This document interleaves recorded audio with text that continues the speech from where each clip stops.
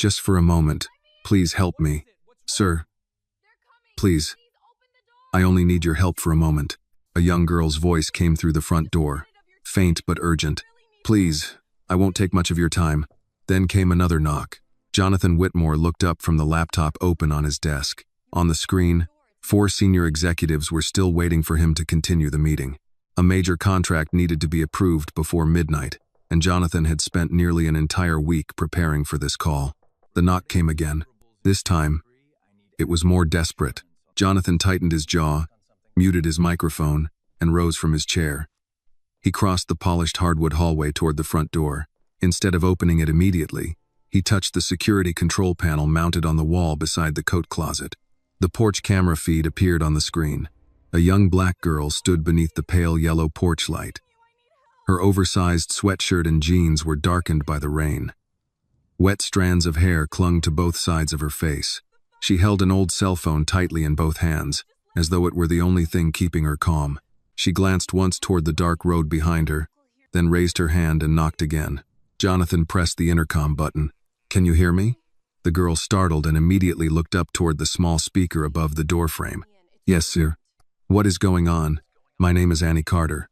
The words rushed out of her so quickly they nearly ran together. "My mother is very sick. She has a high fever, and now she can barely stay awake. I called for an ambulance, but they said the storm has delayed their response. Please, sir, could you take my mother to Fairmont Memorial Hospital?" She struggled to catch her breath, her hand trembling so badly that the phone shook with it. "Just for a little while. It won't take much of your time. I only need you to take my mother to the hospital." Jonathan frowned. "Your mother is at home?" "Yes, sir, in Willow Bend, near Miller's Wash and Fold. It is only a few minutes away by car." "And you left her there alone?" Annie immediately shook her head, even though she knew the man on the other side was only watching her through the camera. "I left my phone beside her and kept the emergency dispatcher on the line. They told me to wait, but my mother is getting worse so quickly. I couldn't just sit there and watch her like that without doing something." Jonathan glanced at the watch on his wrist. "Is there no one else who can help you? Where is your father?" For the first time since she had started speaking, Annie fell silent. Rain ran down her face in thin streams. Jonathan could not tell whether it was only rain or tears as well. "My father died," she said at last. "Now, my mother is all I have left." Jonathan studied her through the screen, then glanced at the closed door in front of him. "Surely someone in your neighborhood has a car." "I already asked."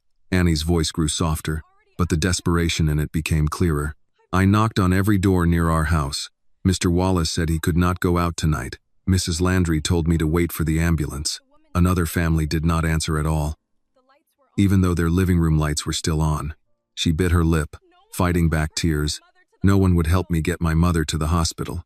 Jonathan Sahil, "I am very sorry about your mother's condition, but I have important business tonight that cannot be delayed. You should go back to her and stay on the line with emergency services." Outside, Annie stood motionless before the closed door. 1 second passed, then 2. Jonathan almost expected her to turn away, but she did not. "Sir," Annie said, more slowly this time, as though she were trying to keep every word from breaking apart in her throat. "I am not asking you for money." Jonathan did not respond. "I only need you to drive my mother to the hospital. She worked all week even though she was sick, because we needed money for rent. Tonight, she can barely open her eyes when I call her name." Her voice caught. "I truly do not know what else to do." Jonathan rubbed lightly between his eyebrows, then looked again at the gold watch on his wrist. "Do you have any idea what time it is?" he asked. "I have people waiting for me upstairs. I have more to handle tonight than you can imagine. I cannot drop everything whenever someone comes knocking at my door with a problem." Annie lowered her head. For several seconds, she said nothing. When she raised her face again, there was no anger in her young features.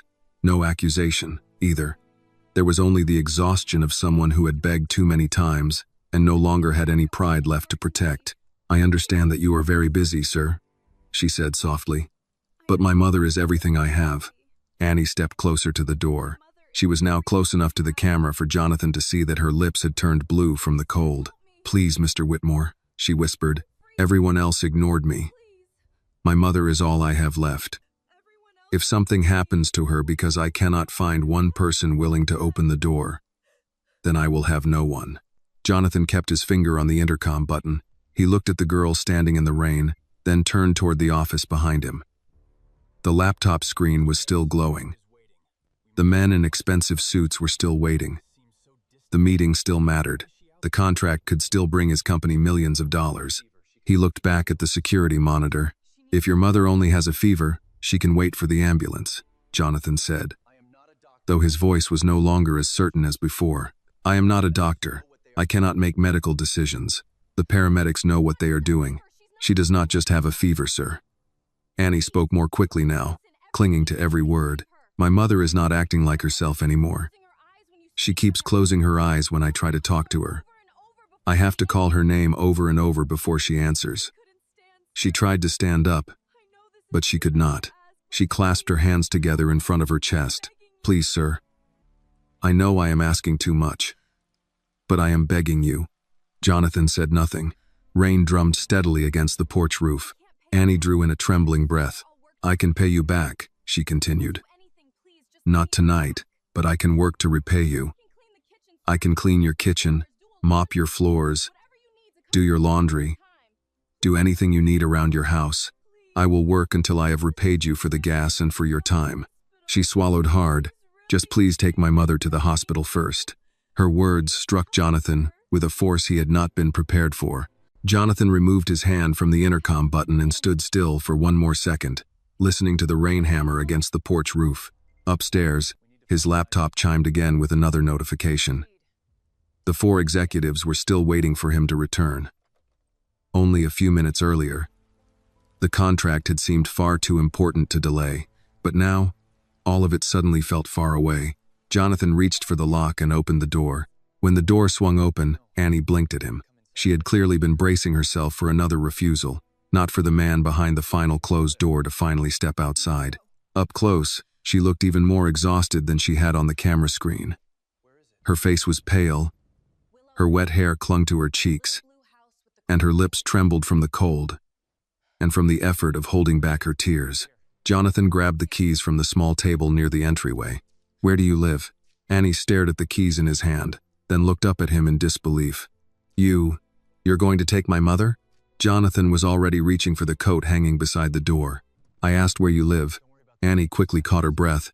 "Willow Bend, sir. The little blue house near the corner. There's a porch swing out front that leans to one side." Jonathan nodded. "Let's go." For a moment, Annie did not move. Then she covered her mouth with both hands, struggling to hold back a sob. A second later, she hurried after him. Jonathan opened the garage door and led her to a black SUV parked beside 2 luxury cars he rarely drove. Annie stopped beside the passenger door, looking from her rain-soaked clothes to the spotless leather interior with obvious hesitation. "I'll get your seat wet. Do not worry about the seat." Jonathan opened the door for her. "Get in and fasten your seatbelt." Annie climbed in obediently. Her hands were trembling so badly that it took her 2 attempts to click the seatbelt into place. "Thank you," she said, her voice breaking. "I swear I'll find a way to repay you." Jonathan started the engine. "We are not talking about that right now."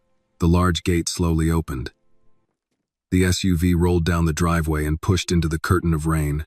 Jonathan kept both hands steady on the steering wheel, his eyes fixed on the water-slick road ahead.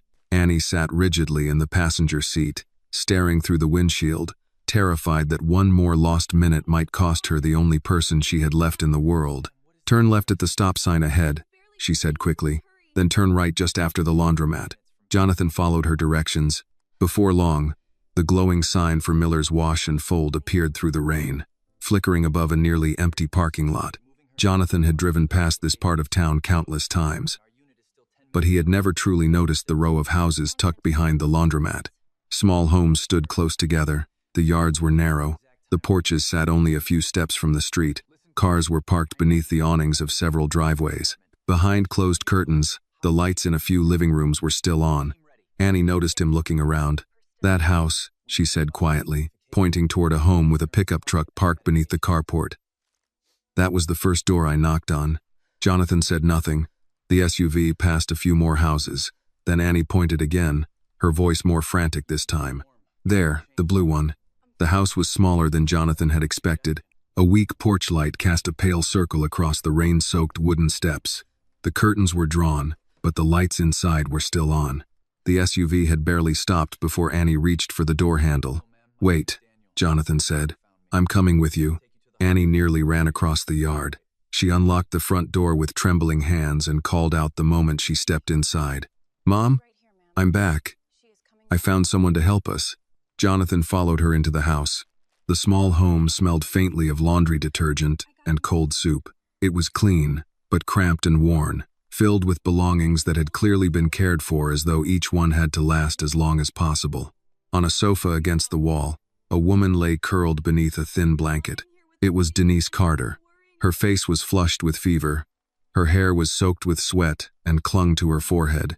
Her breathing was shallow, labored, and uneven, each inhale looking like an enormous effort for her exhausted body. A cell phone rested on the pillow beside her head, its speaker still connected to the emergency dispatcher. "Annie?" A woman's voice came through the phone. "Are you back with the patient?" "Yes." Annie dropped to her knees beside the sofa. "I found someone with a car. We can take my mother right now." Jonathan moved closer. Denise stirred faintly when Annie touched her shoulder, but her eyelids opened only a fraction. "Mom, it's me." Annie squeezed her mother's hand. "We're taking you to the hospital right now." Denise tried to answer, but only a weak sound escaped her throat, followed by a cough that left her entire body trembling with exhaustion. Jonathan froze. Annie had not exaggerated. The woman on the sofa did not look like someone who could safely wait another hour or even another 30 minutes. She looked as though every breath was carrying her closer to some dangerous edge. The meeting upstairs, the contract, the millions of dollars at stake, all of it suddenly felt shamefully meaningless. The dispatcher's voice from the phone became firmer. "Ma'am, who is with you now?" Jonathan bent down and picked up the phone. "My name is Jonathan Whitmore. I have a vehicle. If the roads are clear, we are about 5 minutes from Fairmont Memorial Hospital. Sir, if the patient is difficult to wake or is having trouble breathing, moving her without medical assistance may carry risks. The nearest ambulance is still delayed because of the high number of weather-related calls." Jonathan looked at Denise, then turned toward Annie. The girl was kneeling beside her mother, her face drained of color, both hands wrapped around Denise's feverish hand, as if letting go might make her disappear. "How long until an ambulance gets here?" Jonathan asked. There was a brief silence on the other end. "I cannot give you an exact arrival time, sir." Jonathan clenched his jaw. "Notify Fairmont Memorial that I am bringing Denise Carter directly to the emergency department. She has a high fever, reduced responsiveness, and difficulty breathing. Sir, I need you to understand that. I understand that she needs care now." Jonathan did not disconnect the call. He placed the phone back on the pillow near Annie, so the dispatcher could continue giving instructions. Then he turned to her. "Do you have your mother's identification, her insurance card, a list of the medications she takes?" Annie quickly wiped the tears from her cheeks and tried to stand. "Her purse is in the kitchen. I think her medicine is beside the sink." "Bring both of them." Jonathan looked at the wet sweatshirt clinging to her body. "And get a sweater for yourself." "I don't need." "Yes, you do." His voice was not harsh, but it left no room for argument. "Go get it." For the first time that night, Annie obeyed without trying to refuse. She hurried into the kitchen, opening drawers and small cabinets with hands that were still trembling badly. Jonathan knelt beside Denise. "Mrs. Carter," he said, keeping his voice calm. "My name is Jonathan. Your daughter found me. We are taking you to the hospital." Denise's eyelids fluttered. "Annie? She is right here." Annie returned carrying an old wallet, a plastic bag containing several medications, and a sweater worn thin at the elbows. She knelt beside her mother again and held her hand tightly. "I'm here, Mom." Denise struggled to draw in a breath. Her voice was so weak it was almost nothing more than air. "You shouldn't have gone out in this rain." A sound escaped Annie that was half a laugh and half a sob. "You're lying here with a fever, and you're still worried about me?" The corner of Denise's mouth moved faintly. Mothers do that. If Annie and her mother's story touched your heart, please like this video, tell us in the comments where you are watching from, and subscribe to our channel for more stories of kindness, hope, and compassion. Jonathan turned his face away for a second. Those simple words touched the deepest place inside him, the place he had tried to keep closed for many years. The dispatcher spoke again through the phone. this time guiding them on how to help Denise sit up and move her to the vehicle as safely as possible. Jonathan listened carefully to every instruction. He pulled a dining chair close to the sofa so Annie could help her mother sit up little by little.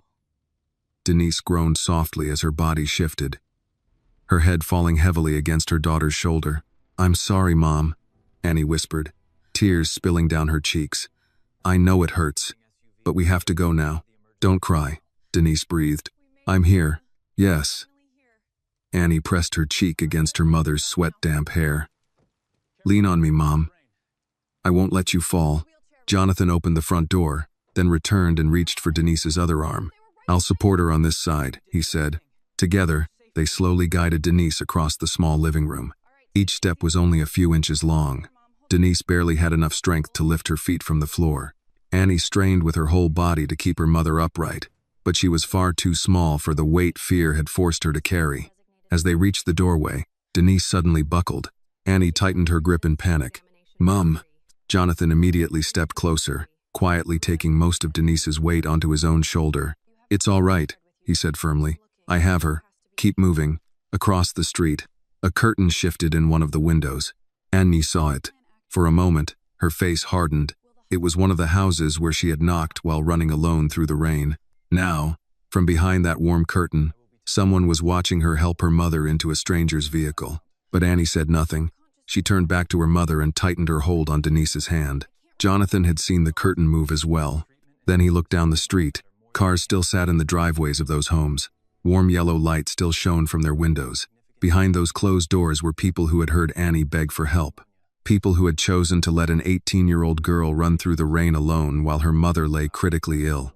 A quiet anger rose inside Jonathan, not only toward them, toward himself as well. Because if Annie had not begged one more time, if she had turned away only seconds earlier, he would have become just another warm light behind a closed door. He opened the rear door of the SUV and carefully helped Denise onto the seat. Then he returned to the hallway, took a thin blanket from a hook near the door, and draped it over her.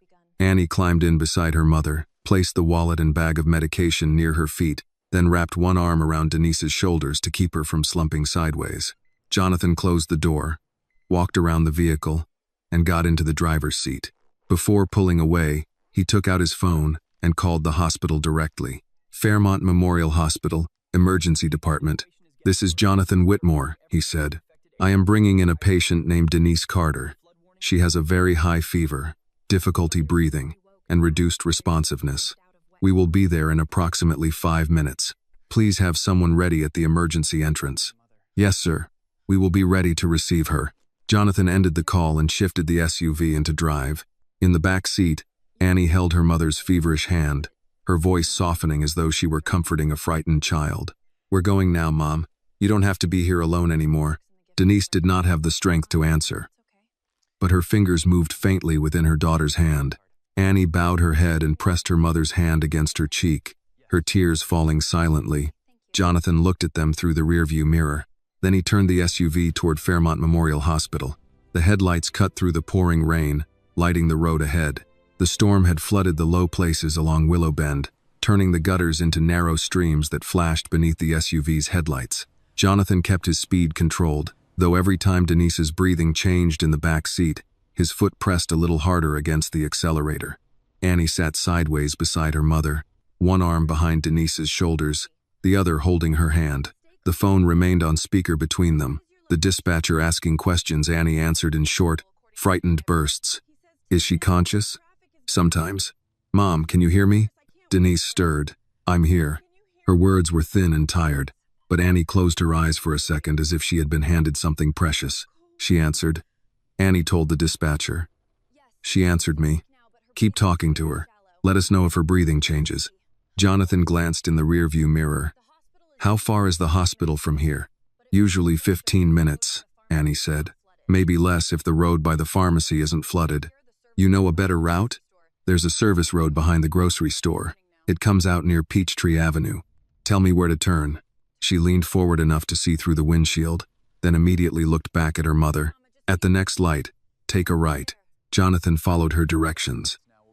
The main road ahead had slowed to a line of brake lights around standing water, while the side street was nearly empty.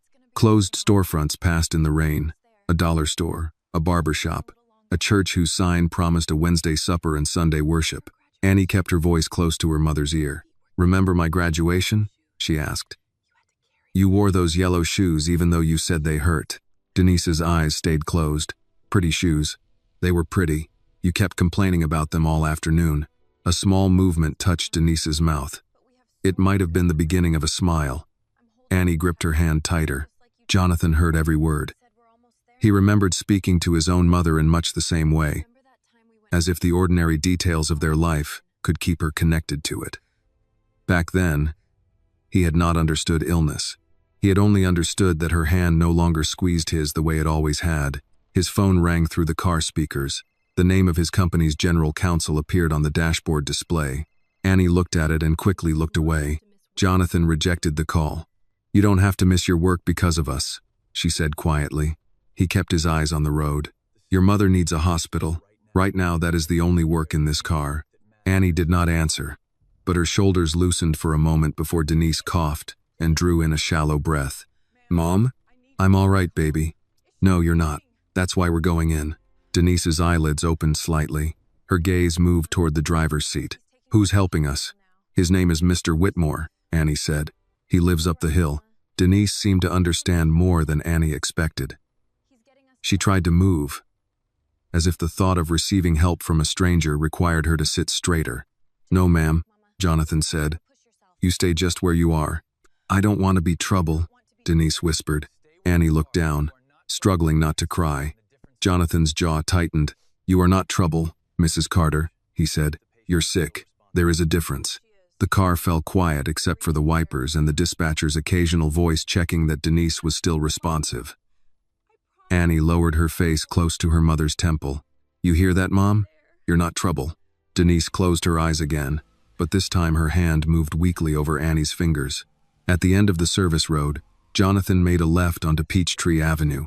Fairmont Memorial stood 3 blocks ahead, its emergency sign glowing red against the gray curtain of rain. The sight of it should have eased something in Annie, but instead her breath caught. "We're here, Mom. We made it." Jonathan called the emergency department again through the car's system. "This is Whitmore. I'm turning into the emergency entrance now. Adult female, high fever, reduced alertness and breathing difficulty." "We have a team coming out," a nurse answered. He pulled beneath the covered ambulance bay. Before the SUV had fully stopped, 2 nurses and an orderly hurried through the sliding doors with a wheelchair and a stretcher. Jonathan stepped out into the rain and opened the rear passenger door. Annie tried to explain everything at once. She's been sick for days, but tonight she got worse, and she couldn't stay awake, and the ambulance was delayed. One of the nurses touched her forearm. "You did the right thing bringing her in. Let us take care of her now." They eased Denise from the back seat. She opened her eyes at the movement and reached for Annie. "Go with her," Jonathan said. Annie followed the stretcher through the sliding doors, still holding her mother's hand until a nurse gently asked her to step aside while they moved Denise behind a set of treatment room curtains. The emergency department was crowded. A man with a wrapped wrist sat near the entrance. An older woman coughed behind a mask, and a wet umbrella dripped beside a row of plastic chairs. Voices overlapped with intercom announcements and the squeak of rubber shoes against tile. Annie stood outside the curtain, frozen in place. A nurse approached with a clipboard. "Are you Denise Carter's daughter?" "Yes. I need some information while the physician sees her. Date of birth, allergies, current medications, insurance if she has it." Annie opened her mother's purse with unsteady fingers. She found a wallet, a small envelope of receipts and an insurance card. The nurse looked at the card, entered numbers into the computer and asked, "Do you know whether this plan is active?" Annie shook her head. She said there was a problem after her hours were cut. "I don't know what it covers now." She glanced toward the curtain. "You're still going to help her, right? Emergency treatment is already underway. But if she needs more tests, or medicine, or to stay here..." Annie stopped, her voice tightening. "Please don't make her wait because we can't pay tonight." Jonathan had entered quietly behind her. His coat darkened at the shoulders from the rain. The sentence reached him before he had time to place distance between himself and what was happening. The nurse began to reassure Annie, but Jonathan stepped to the counter. "Put all charges for Denise Carter under my responsibility." Annie turned quickly. "Mr. Whitmore, no. I only asked for the ride." I know what you asked for. I can't pay hospital bills like that back. I did not say you had to. But my mother won't want charity. Jonathan looked toward the curtain where doctors were speaking in clipped, urgent voices. Then tell your mother, when she is well enough to argue, that this is not charity. Tonight she needs treatment. You need to be beside her. Everything else can wait. A doctor emerged a moment later, his expression serious but controlled. Miss Carter's daughter? Annie stepped forward. Your mother has a significant infection, severe dehydration, and signs of pneumonia. We're starting fluids and medication now. Her breathing concerns us, so we'll be watching her closely. Is she going to be okay? The doctor paused before answering. You got her here when she needed to be here. The next several hours will tell us more. Annie nodded because she had no words left. Jonathan moved toward the waiting area and lowered himself into one of the plastic chairs. He had spent years avoiding rooms like this one, places where money could pay for care but could not purchase the answer a family wanted. A few feet away, Annie remained facing the curtain, her mother's purse clutched against her chest. After a moment, Jonathan stood again and walked to her side. He did not offer promises he could not keep. He simply stayed. Annie did not sit until a nurse came through the curtains and told her the first round of medication had been started. Even then, she lowered herself onto the edge of a plastic chair as though getting comfortable might mean she had stopped watching over her mother. Jonathan took the seat 2 chairs away. He had not meant to stay. When he drove down the hill, he had imagined dropping them at the emergency entrance. Perhaps making one call to ensure Denise was admitted quickly, then returning to his study before the meeting ended. Instead, his coat hung damp across his shoulders. His shoes carried rainwater onto the hospital floor, and his phone had begun vibrating every few minutes with messages he no longer wanted to read.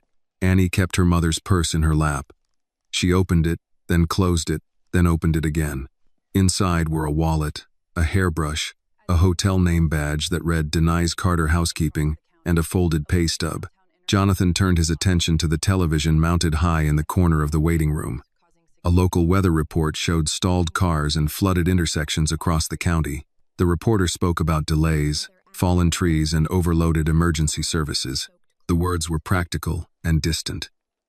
They did not show a woman behind a curtain struggling to breathe, or a daughter who had knocked on doors until someone finally answered. A nurse stepped out carrying Annie's wet sweatshirt in a clear plastic bag. Miss Carter, your mother asked whether you had changed out of those clothes. Annie looked down at herself. She's awake? For a minute. She's still very tired, but she asked about you. Annie stood so quickly that the purse slipped from her knees. Jonathan caught it before it hit the floor. Can I see her? Not yet.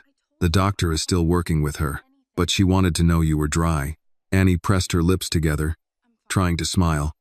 That sounds like her. The nurse gave her a kind look. There's a gift shop near the lobby. It has sweatshirts and socks. You'll be no help to your mother if you end up sick too. I'm fine, Annie said automatically. Jonathan rose and handed her the purse. You're shivering. I said I'm fine. He studied her for a moment. She had no reason to accept another favor from a man who had made her plead at his door. He understood that now. I'll ask the nurse to find you a blanket, he said, leaving the matter there. Annie's shoulders lowered slightly. A blanket would be okay. He walked to the desk and requested one. While the nurse searched for it, his phone rang again. This time the screen displayed the name of Daniel Price, his chief counsel. Jonathan answered and stepped a few feet away. Jonathan, where are you? Daniel asked. They have been holding the vote for 40 minutes. If you don't join now, the board is going to assume you are backing out. I'm at Fairmont Memorial. There was a pause. Are you hurt? No. Then what are you doing at the hospital?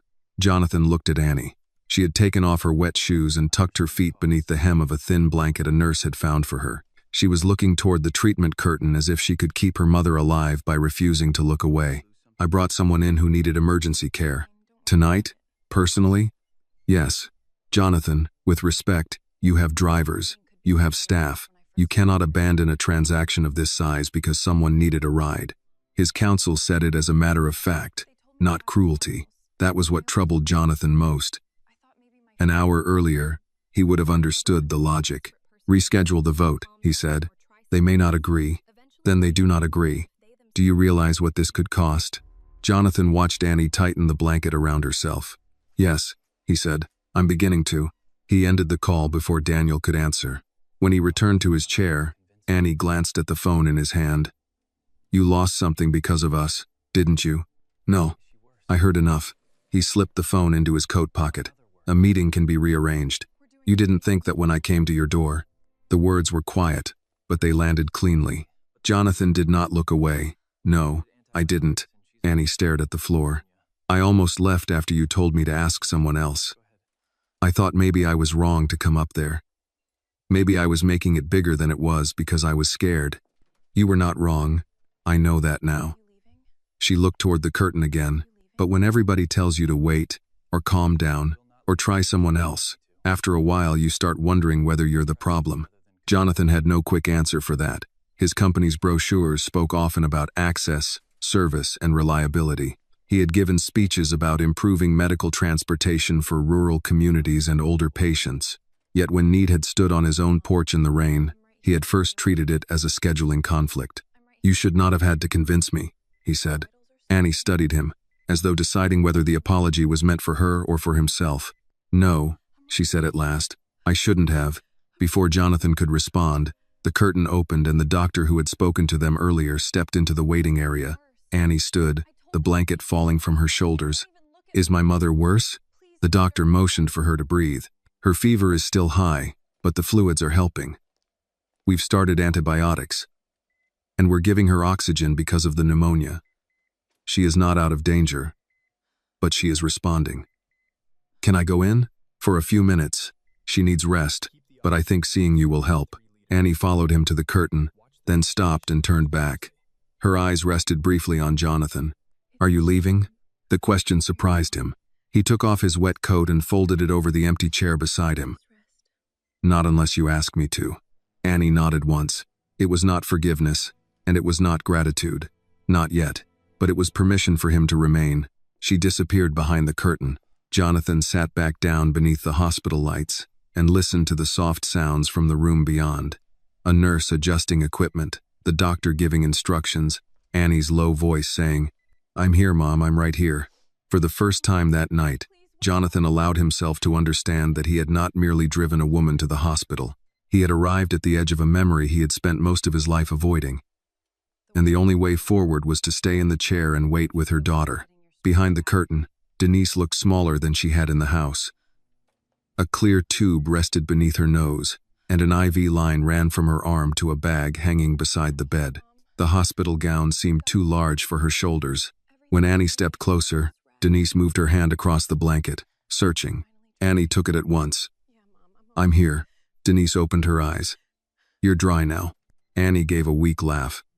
"That's the first thing you wanted to know? I know, my child." Denise's voice was faint, interrupted by shallow breaths. "You go running through the rain in a thin sweatshirt. You'll end up in the next bed. Then we can complain about hospital food together." Denise tried to smile. Her eyes shifted toward the opening in the curtain. "The gentleman who brought us, is he still here?" "He's outside." "Why?" Annie looked down at their joined hands. "I'm not sure." Denise took a slow breath. "Did you thank him?" "I thanked him enough to get you here." "That is not what I asked." Annie did not want to tell her mother how many doors she had knocked on. She did not want to tell her that Jonathan Whitmore had nearly become one more person who told her to wait. Not while Denise looked too tired to lift her head from the pillow. "I'll thank him again when you're better," she said. Denise watched her with the knowing expression mothers kept even when illness had taken most of their strength. Something happened. "Mom, you need to rest." "Annie." The firmness in that single word was so familiar that Annie almost laughed. Instead, her eyes filled before she could stop them. "I got scared," she admitted. "The ambulance kept getting delayed, and you weren't waking up right.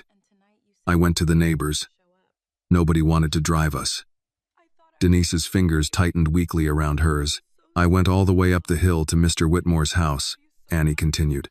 "At first, he said he was busy. He told me to wait for the ambulance too." Denise closed her eyes for a moment. Whether from pain or disappointment, Annie could not tell. "But he changed his mind," Annie said quickly. "He drove through the storm. He called ahead to the hospital. He told them he would pay for everything." Denise opened her eyes again. Pay for everything?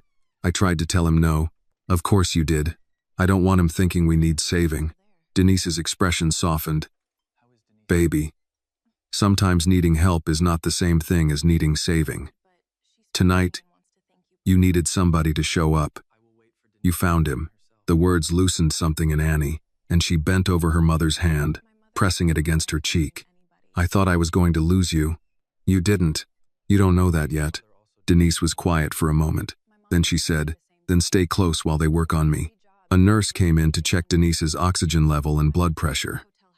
Annie moved aside but did not let go until she had to. The nurse adjusted the IV line, asked Denise a few questions and encouraged her to rest. You have a determined daughter, the nurse said. Denise looked at Annie. She gets it from me. That part is true, Annie whispered. When the nurse said visiting time needed to pause while Denise slept, Annie reluctantly returned to the waiting area. Jonathan was still where she had left him. His tie loosened now. His wet coat folded beside him. A paper cup of coffee sat untouched on the chair arm. She asked if you were here, Annie said. Jonathan rose. How is she? She's tired. She has oxygen on, but she talked to me. That's good. She wants me to thank you properly. You do not have to do that. She'll disagree when she can get out of that bed. For the first time, Jonathan smiled a little. Then I'll wait for her to tell me herself. Annie sat down, wrapping the blanket around her shoulders again. For several seconds, they watched hospital staff pass through the corridor. A respiratory therapist pushing equipment, a woman carrying a sleeping toddler, an older man standing beside a vending machine with his head lowered in prayer. My mother doesn't like owing anybody, Annie said. Jonathan lowered himself back into the chair. Neither did mine. The answer came too quickly, and Annie turned to look at him. Your mother? He picked up the coffee cup, though he still did not drink from it. She raised me alone. So did mine. I gathered that. She works at the Brookfield Airport Hotel, housekeeping. She's been taking extra rooms because my hours at the laundromat aren't enough for much.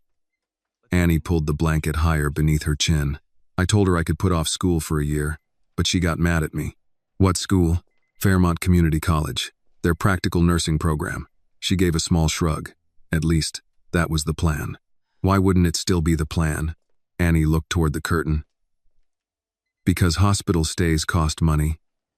Missing work costs money. Rent doesn't stop because somebody gets sick. Jonathan stared at the pale tile floor.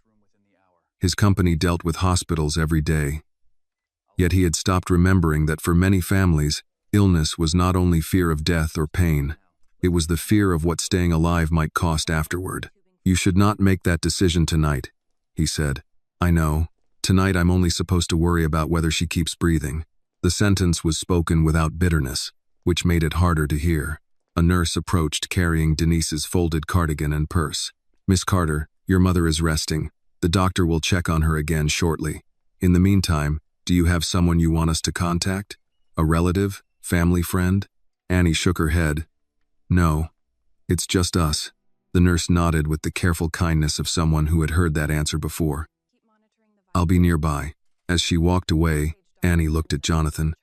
You asked about my father at your door. Yes. He died when I was little. I remember his laugh, but that's about it. Mom never remarried. She always said she had enough love in the house already. Annie rubbed the edge of the blanket between her fingers. I used to think that sounded nice. Tonight it just means there was nobody else to call. Jonathan put down the cold coffee. My father left before I was old enough to remember him, he said. It was my mother and me too. Annie looked at him more carefully now. The fine suit, the expensive watch, and the name she had seen on hospital vans around town no longer told her the entire story. Did she get to see what you became? Jonathan's face changed in a way she could not name. No, he said. She didn't. Annie sensed there was more behind the answer. But before she could ask, the doctor emerged from Denise's room with a chart in his hand. Miss Carter, your mother is stable for now, but I want her admitted for close observation.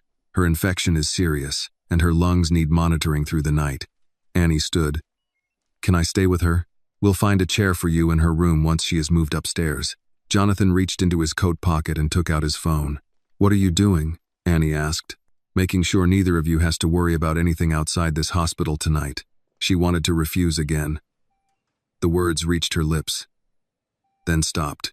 Her mother was alive behind that curtain, and for the moment, pride could not warm their house, pay the electric bill, or sit beside Denise while Annie slept. "Mr. Whitmore," she said quietly, "I don't know how to accept this." Jonathan looked at the curtain, then back at her. "Neither do I," he said. "So let us start with making sure your mother gets through the night." A hospital orderly arrived with a wheelchair and a stack of folded blankets, explaining that Denise would be moved to a room on the 4th floor as soon as one became available. Annie nodded at every instruction, even when it was clear she had stopped absorbing words. The night had narrowed into a single fact. Her mother was alive, but not safe yet. Jonathan watched her press Denise's purse against her chest. The worn strap looped around her wrist, as though losing it would mean losing control of everything else. Her own phone battery flashed red when she checked the screen. "Do you have a charger?" he asked. "At home." He took his phone from his pocket. "What kind?" She named the model, then looked embarrassed. "You don't need to get me anything. You need a working phone while your mother is in the hospital. That is not an extravagance." Before she could answer, he walked toward the small convenience counter near the emergency department entrance. It had phone cords, bottled water, crackers, travel toothbrushes, and a few sweatshirts marked with the hospital logo. He returned with a charger, water, a toothbrush, and a packet of crackers. Annie stared at the items when he set them on the chair beside her. "I can pay you for these when I get my next check." Jonathan shook his head. "Eat the crackers before you decide what you owe anyone." She opened her mouth, perhaps to protest again, then stopped. "Thank you." It was the first thank you she had given him without desperation in it. A nurse called Annie back behind the curtain while the transport staff prepared Denise for the move upstairs. Jonathan remained in the waiting room, finally taking out his phone. 4 missed calls. 11 messages. His chief counsel had sent a final note informing him that the board meeting had ended without his approval and would be rescheduled only if the hospital group agreed to return to the table. He read the message twice, then switched the phone off. For years, he had measured nights by what they earned, protected, or moved forward. Tonight had already cost him more money than most people in Fairmont Ridge would see in a lifetime. Yet the loss felt strangely weightless, compared with the sound of Annie asking whether the doctors would treat her mother without valid insurance. An older man seated across from him adjusted the brim of his ball cap. His wife appeared to be asleep against his shoulder, a bandage wrapped around her forearm. "Family?" the man asked, nodding toward the curtain where Annie had disappeared. Jonathan took a moment before answering. "No, I brought them in." The man nodded as if that was answer enough. "Good thing you did." Jonathan looked toward the closed curtain. "Yes." Annie returned a few minutes later as the staff rolled Denise's bed into the hallway. Denise's eyes were closed, but her face seemed less strained than before. Annie walked beside the bed, one hand resting lightly on the blanket near her mother's arm. "4th floor," the nurse said. "You can ride up with her." Annie turned to Jonathan. "You don't have to come upstairs." He heard the politeness in her voice, but also the question behind it. "I'll come until she is settled," he said. They followed the bed to the elevator. Inside, the nurse checked the IV tubing while Annie stood against the wall, holding the purse and the small hospital bag Jonathan had bought for her. Jonathan stood opposite them, conscious of how out of place his suit looked beside Denise's work-worn cardigan folded over Annie's arm. On the 4th floor, the room was small but private, with one visitor's chair, a recliner near the window, and a television mounted on the wall. The nurse helped settle Denise, adjusted the oxygen, and gave Annie a list of instructions. "Press this button if she wakes confused, if her breathing seems worse, or if you need anything at all. The doctor will come by in the morning. You can stay in the recliner, but try to rest." "I will," Annie said, though her expression made it plain she intended to watch every breath. When the nurse left, Annie placed her mother's purse on the windowsill and moved the recliner close to the bed. Denise stirred at the sound. "Annie? I'm right here." "Hospital?" "Yes, ma'am. You're upstairs now." Denise's eyes moved toward Jonathan standing near the doorway. Recognition came slowly. "That man drove us." "He did." Denise gathered enough breath to speak to him. "Mr. Whitmore?" "Yes, ma'am. Thank you for bringing my girl back with me." The wording caught him off guard. Most people would have thanked him for bringing her to the hospital. Denise, even ill, understood that Annie had been out there alone in the rain trying to carry more than any daughter should have carried. Jonathan cleared his throat. "She did not give me much choice once she made up her mind." Denise managed a tired smile. That sounds like my Annie. Mom, Annie said, lowering her eyes, though there was relief in her voice. Denise drifted back to sleep within minutes. Annie sat beside the bed, watching the rise and fall of the blanket. Jonathan moved toward the door. I'll give you some privacy. She looked up quickly. Are you going home? The directness of the question surprised both of them. I thought I should let you rest. Annie ran her thumb along the edge of the cracker packet she had not yet opened. You should. You've already done more than anyone asked you to. He nodded, but she continued before he could leave. It's just, she glanced at her mother. When they move her around or the monitor changes, I don't know what any of it means. I know there are nurses here. I know I'm not really alone. It just feels like I am. Jonathan looked at the visitor's chair by the window. It was narrow, made of vinyl, and clearly not intended for a man in an expensive suit to spend the night in. He took off his jacket, folded it over the back of the chair and sat down. Annie blinked. Mr. Whitmore, I wasn't asking you to stay all night. I know. What about your work? He loosened his tie and glanced toward Denise's monitor, where the green line continued its steady movement. My work will still know where to find me in the morning. Annie finally opened the crackers. She ate one slowly, then rested her head back against the recliner. For a while, no one spoke. Rain tapped softly against the hospital window, quieter now than it had been on Jonathan's porch. Near midnight, Annie's eyes closed for a few minutes at a time, waking whenever Denise shifted. Each time, she found Jonathan still sitting in the chair across the room, and each time, the fear inside her loosened just enough to let her breathe. Morning entered the room without sunlight. The storm had passed during the night, but a low gray sky remained outside the fourth-floor window, making the parking lot below look cold and washed clean. Annie woke to the sound of a blood pressure cuff tightening around her mother's arm.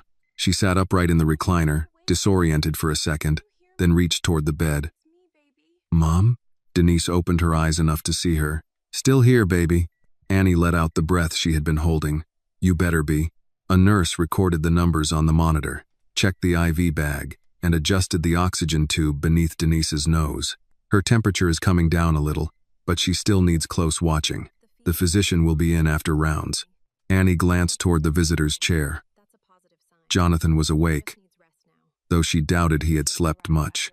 His tie was folded on the windowsill, his sleeves rolled to his forearms, and his suit jacket was draped over the back of the chair. A man whose name appeared on company vans and hospital donation plaques now held a paper cup of coffee from the nurse's station and looked as tired as anyone who had spent the night waiting beside a hospital bed. You stayed, Denise said when she noticed him. Jonathan set the cup down. I said I would. You did not have to say it. He looked at Annie before answering. No, ma'am. I suppose I didn't. The nurse smiled faintly and left the room. For a few minutes, the only sounds were the pulse monitor and the wheels of a cart passing in the hallway. Denise tried to shift higher on the pillow. Annie stood immediately to help her, arranging the blanket around her shoulders. You need to be at home sleeping, Denise murmured. I'm exactly where I'm supposed to be. You always did get stubborn when you were scared. I learned from the best. Denise's smile faded when she saw the hospital bracelet around her wrist and the IV line taped to her hand. How bad is this going to be? Annie knew her mother was not asking only about the illness. Her eyes had already traveled to the whiteboard on the wall, the oxygen tank, the equipment beside the bed. Denise had cleaned hotel rooms long enough to know that anything requiring this many people and machines carried a price. The doctor said you need treatment, Annie replied. That's what matters. Annie. Jonathan recognized the tone. It was the same practical fear Annie had carried at the intake counter. The fear of surviving a medical emergency only to lose the ground beneath one's feet afterward. Denise looked at him. Mr. Whitmore, my daughter told me you spoke to Billing. I did. I appreciate what you did last night more than I can say. But I cannot accept a hospital stay paid for by a stranger. Mrs. Carter, please don't concern yourself with that this morning. I have to concern myself with it. I may not have much, but I pay what belongs to me. Annie sat carefully on the edge of the bed. Mom, you couldn't breathe, and that means I'm grateful. It doesn't mean I stopped being responsible for myself. Jonathan stood and moved closer, not looming above the bed but stopping near the foot of it. My mother thought the same way, he said. She would skip a doctor's visit before she allowed anyone to think she could not manage on her own. She called it pride. I called it pride too, until I was old enough to understand that being sick is not a moral failure. Denise studied him. Her face remained tired, but her attention sharpened. Jonathan continued. You did not ask to be ill. Your daughter did not ask to stand in the rain pleading for transportation. If I have the means to remove one burden from this room, let me remove it. Denise looked down at her hands. People say things like that when the bill is small. I am not asking how small it is. Annie looked from him to her mother. Denise's eyes had filled, though she did not let the tears fall. I don't know how to thank a man for that, she said. Get well enough to go home with your daughter. Before Denise could respond, a physician entered with a tablet tucked against his side. He introduced himself as Dr. Patel and greeted Denise with the calm, unhurried manner of someone accustomed to speaking with frightened families. Mrs. Carter, you gave us some concern last night. I seem to have caused a lot of people concern. That is permitted in a hospital.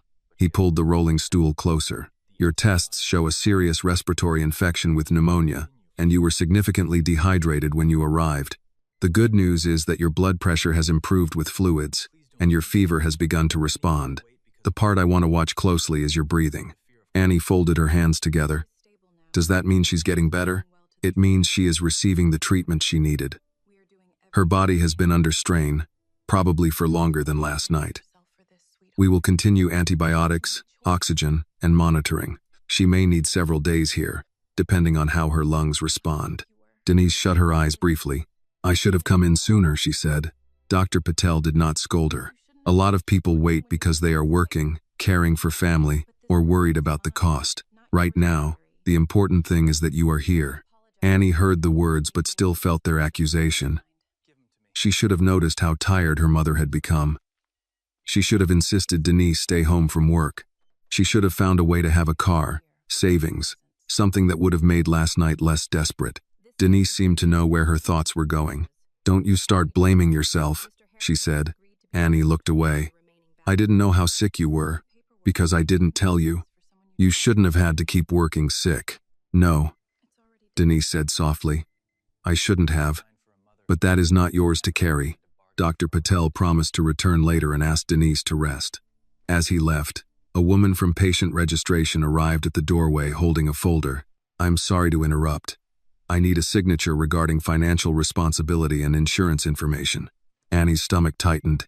Denise immediately tried to sit straighter. Jonathan stepped toward the woman. You can speak with me in the hall. Denise stopped him. No, not as though I'm not in the room. Jonathan paused, then nodded. Of course. The registration clerk explained the paperwork in a low voice. Denise listened carefully until Jonathan's name was stated as the guarantor for all uncovered charges. She turned toward him. You already signed this? I did. For a woman you met last night? Jonathan's gaze shifted to Annie, then returned to Denise. For a mother whose daughter should not have had to bargain for a ride. The room grew quiet.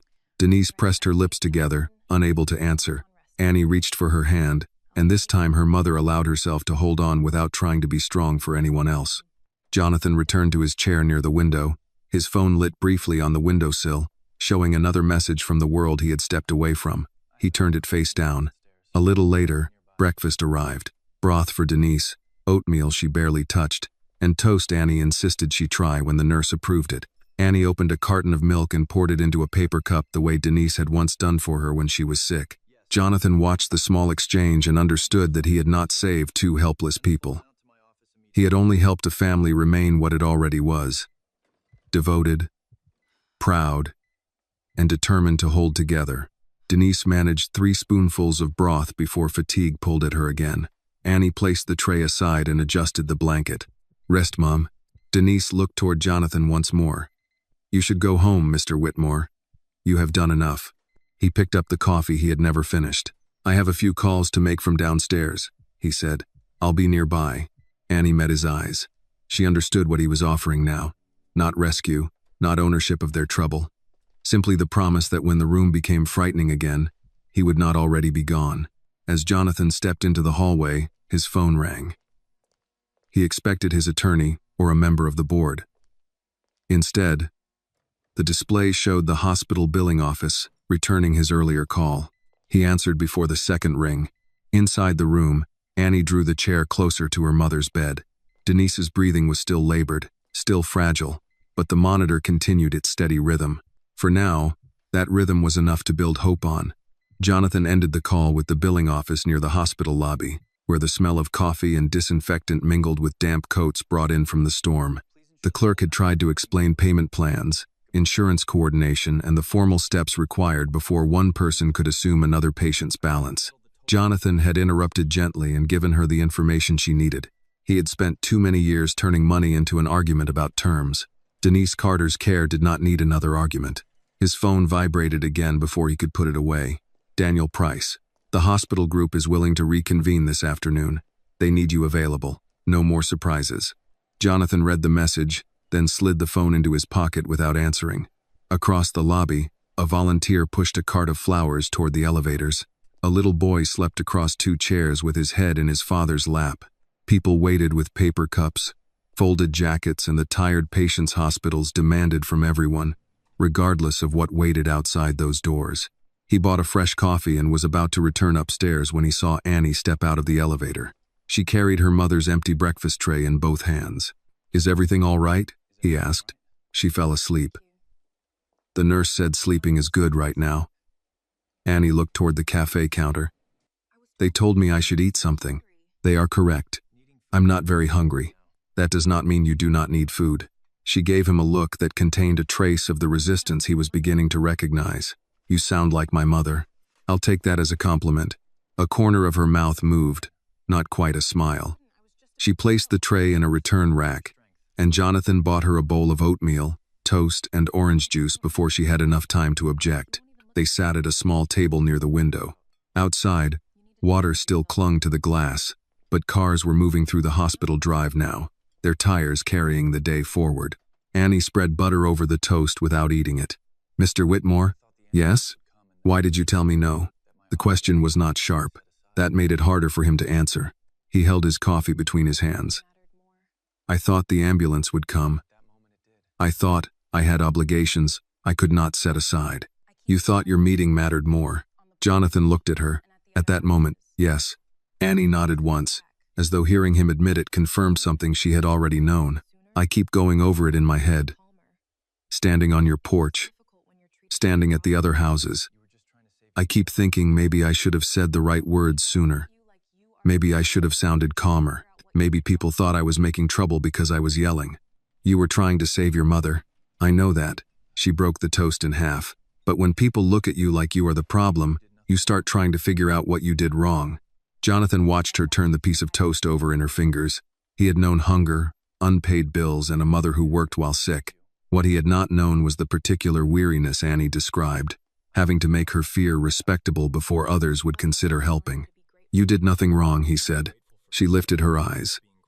"Would you have said that if you had not changed your mind?" He could have softened his answer. He could have told her he had only needed a minute to understand. But the girl across from him had been met with enough convenient words already. "I don't know," he said. "And that is the part I am most ashamed of." Annie looked away toward the parking lot. "Mom keeps telling me to be grateful. You can be grateful that she received care without being grateful for having to beg." That brought her attention back to him. Jonathan continued. "What happened before I opened the door was wrong. What I did afterward does not erase it." For the first time since they sat down, Annie took a bite of toast. She chewed slowly, swallowed, then said, "Most people with money don't talk like that. Most days I didn't either. Because you forgot what it was like not to have any."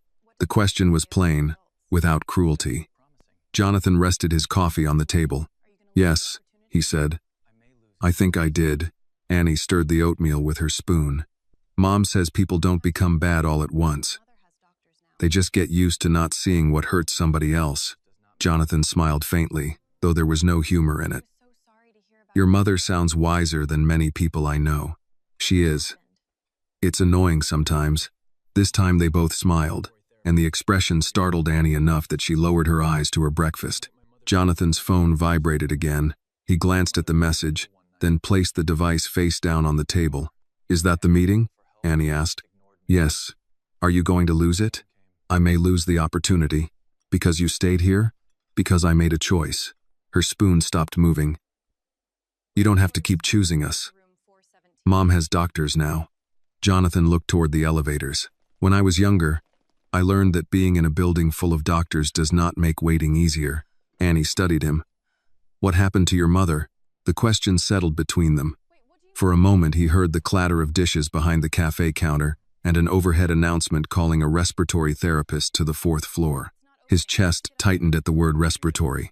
My mother became ill one night, he said. We had no car. I asked people for help. Annie did not move. Jonathan looked down at the untouched coffee in his hands. No one came. Before she could speak, the intercom above the lobby crackled again. Respiratory response team to room 417. Respiratory response team to room 417.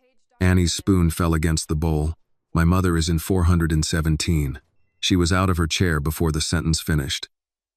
Jonathan rose with her, leaving the coffee, the phone, and the waiting business message on the table as they ran for the elevator. The elevator seemed determined to stop at every floor. Annie pressed the button for the 4th floor again, though it was already lit. Please, please move. Jonathan stood beside her, listening to the rise and fall of her breath. When the doors opened, she ran into the corridor before he could tell her to slow down. Room 417 was no longer quiet. 2 nurses moved around Denise's bed while a respiratory therapist adjusted equipment beside her. Dr. Patel stood near the monitor, giving instructions in a calm voice that did nothing to lessen Annie's fear. Mom! A nurse intercepted her gently before she could reach the bed. I need you to stay back for a moment. What happened? She was sleeping.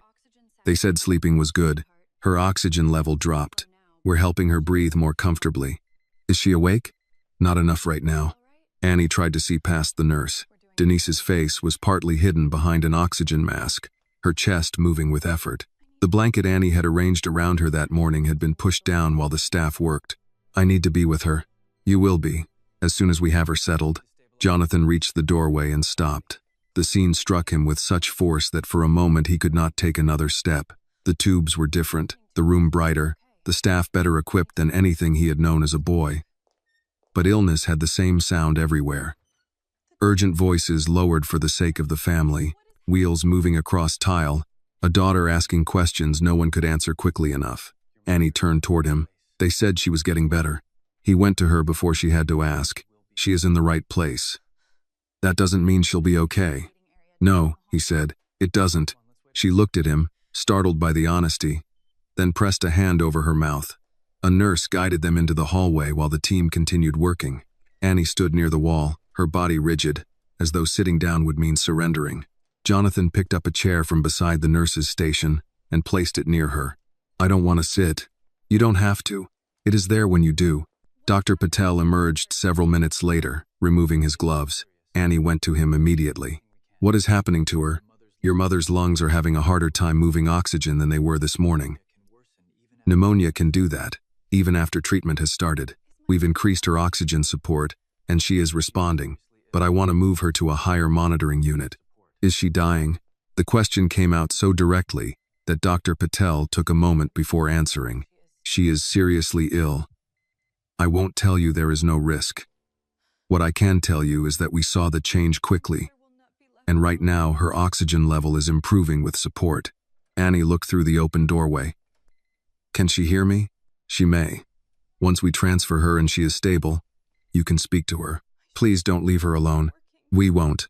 When he walked away, Annie remained where she was, looking at nothing. Jonathan had seen people receive difficult news in boardrooms and courtrooms, but there was no defense against watching someone you loved become dependent on machines. I should have made her stop working, Annie said. Jonathan kept his voice low. You did not make her sick. She kept saying she only had a cold. I knew she looked tired. She is your mother. She made choices to protect you, even when those choices were not good for her. I'm her daughter. I should have known. He did not tell her to stop blaming herself. Grief and fear did not respond to orders. Instead, he said, when someone loves you enough to hide how much they are hurting, sometimes you believe them because you need to. Annie looked at him. Is that what happened with your mother? A transport team wheeled Denise's bed out of the room before he could answer. Annie moved alongside it immediately.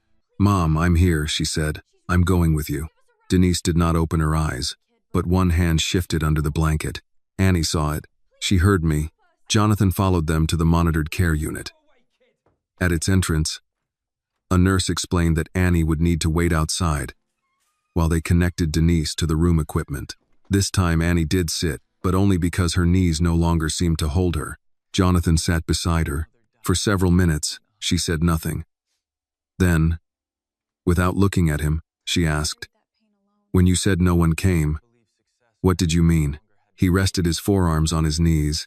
He had never described that night in full. Not to his business partners, not to the woman he had once almost married, not even to Margaret. He had reduced his childhood to phrases that sounded respectable in interviews, raised by a single mother, worked his way through school, understood hardship early. He had left out the hallway. "My mother's name was Evelyn," he said. "She worked in a school cafeteria during the day and cleaned offices at night. We lived in an apartment over a closed hardware store. One winter evening, she came home early because she could not catch her breath." Annie wiped her face with the heel of her hand and listened. "I was 17. I thought she needed medicine and sleep. Then she collapsed beside the sofa." He folded his hands tighter. "We had no car. Our phone had been disconnected that week, so I ran next door first. A man named Roy had a sedan parked outside. He said he had been drinking and could not drive. I believed him until I saw him leave for work the next morning." Annie lowered her eyes. "I went upstairs to a woman who knew my mother. She spoke to me through the chain lock and told me to find a payphone. I knocked on 2 more doors. One person never answered. Another said he did not put sick people in his truck. That's almost what Mr. Wallace said to me." Jonathan nodded. "I found a shopping cart behind the grocery store and tried to get my mother down the block to a payphone. A driver finally stopped and called an ambulance." His voice became quieter. "She died before we reached the hospital." Annie stared at him. "You carried that by yourself?" "For a long time I believed being successful meant I no longer had to feel it. And then I knocked on your door." "Yes." She was silent for a while.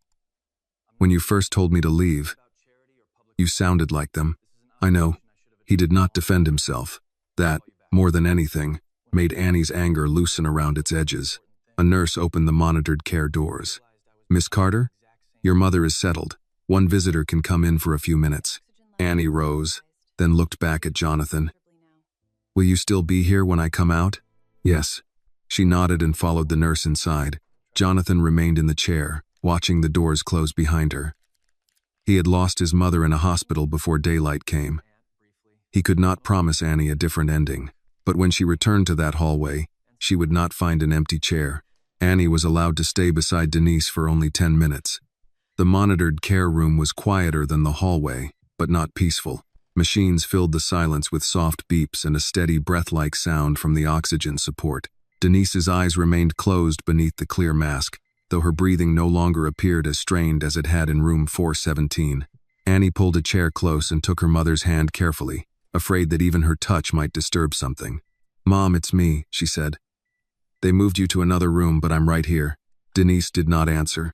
Annie rubbed her thumb along her mother's knuckles.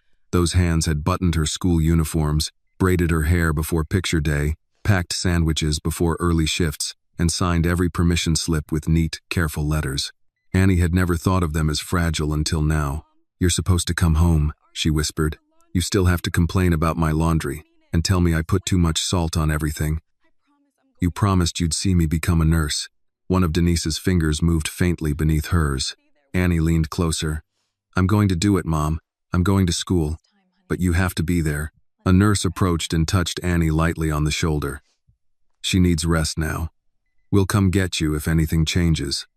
Annie stood reluctantly, smoothing the blanket over Denise's arm before letting go. As she stepped into the hallway, she saw Jonathan sitting exactly where he had promised to be. His head was lowered, his phone resting untouched beside him. He rose when he saw her. "How is she?" "They said her numbers are better than they were upstairs." Annie wrapped both arms around herself. She didn't open her eyes, but I think she heard me. I think she did too. Annie sat down, leaving only one chair between them. The corridor lights had been dimmed slightly for the evening, though staff continued moving in and out of patient rooms. Somewhere nearby, a family spoke in low Spanish. An older man slept with a paperback folded against his chest. The hospital seemed full of people suspended between what they feared and what they hoped would happen next. For a while, Annie did not speak. Jonathan allowed the silence to remain. Finally, she said, "Did you ever go back to those people?" He looked at her. "What people?" "The neighbors who wouldn't help your mother." No. Did they know she died? I assume they heard. In a building like ours, people knew everything by morning. Did anyone apologize?